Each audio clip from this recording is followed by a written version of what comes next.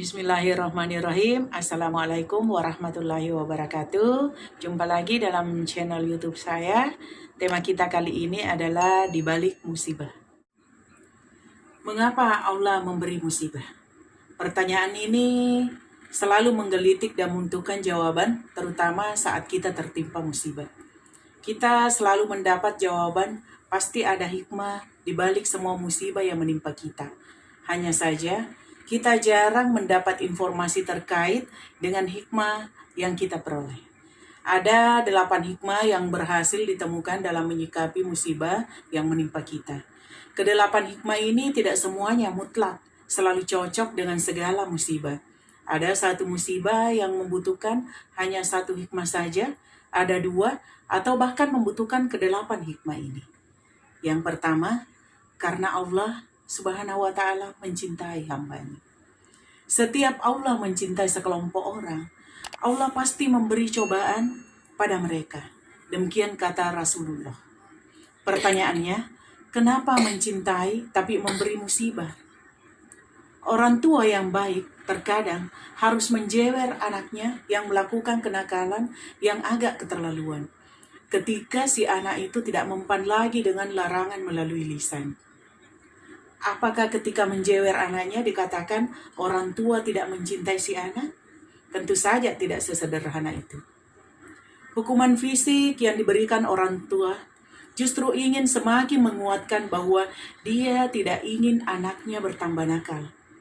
Analogi di atas membuktikan bahwa cinta Allah kepada hambanya tidak jarang ditunjukkan dengan memberikan musibah, supaya hambanya tahu betapa cintanya Allah Subhanahu wa ta'ala kepadanya. Yang kedua, mengangkat derajat. Analogi pada anak sekolah yang akan naik tingkat harus mengikuti ujian. Semua ujian jika berhasil dilewati atau lulus tentu akan naik tingkat. Tapi jika gagal, tentu akan berada di tingkat yang sama atau turun tingkat. Rasulullah Shallallahu Alaihi Wasallam pernah berpesan, jika semakin kuat agama seseorang, akan semakin besar juga cobaan yang didapatkannya. Jika semakin tinggi pohon, maka semakin kuat pula angin menggoyangkannya. Yang ketiga, agar tidak takabur dan tinggi hati. Ada yang disebut sindrom Fir'aun. Sindrom ini biasa diidap oleh orang yang kehidupannya serba ada. Apa yang dibutuhkannya dalam sekejap bisa dipenuhi. Mereka yang terlahir sebagai kaum jet set atau kalangan the have. Kehidupan seperti ini tentu menjadi dambaan setiap orang.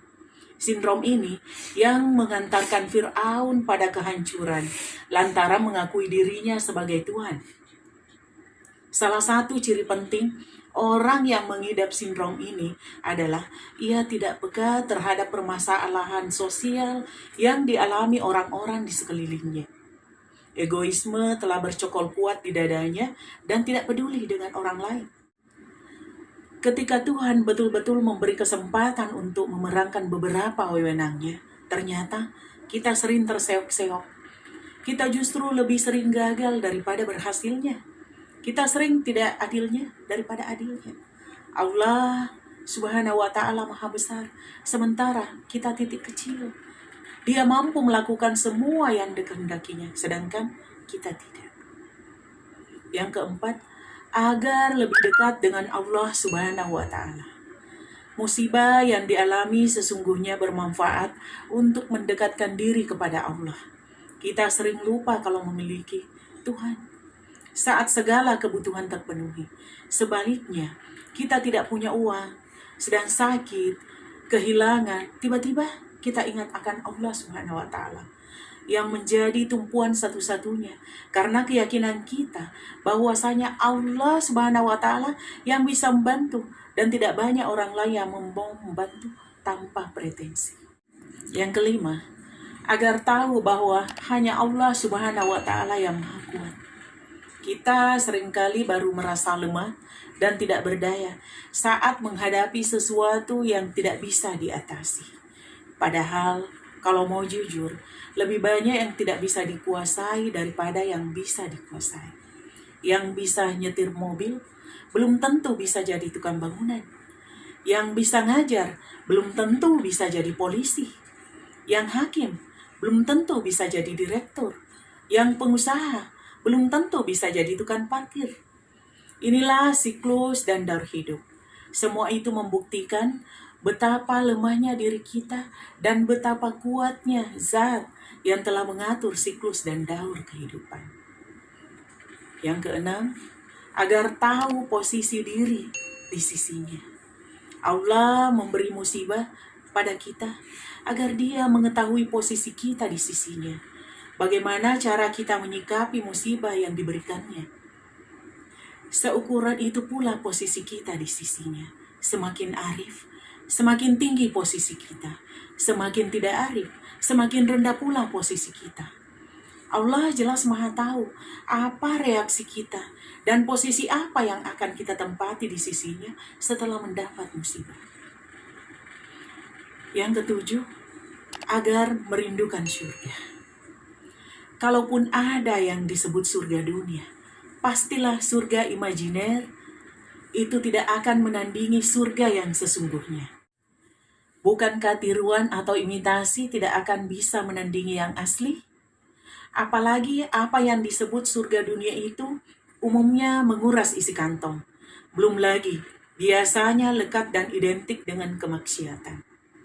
Salah satu cara meraih surga adalah melalui musibah. Karena surga dikepung oleh hal-hal yang tidak menyenangkan.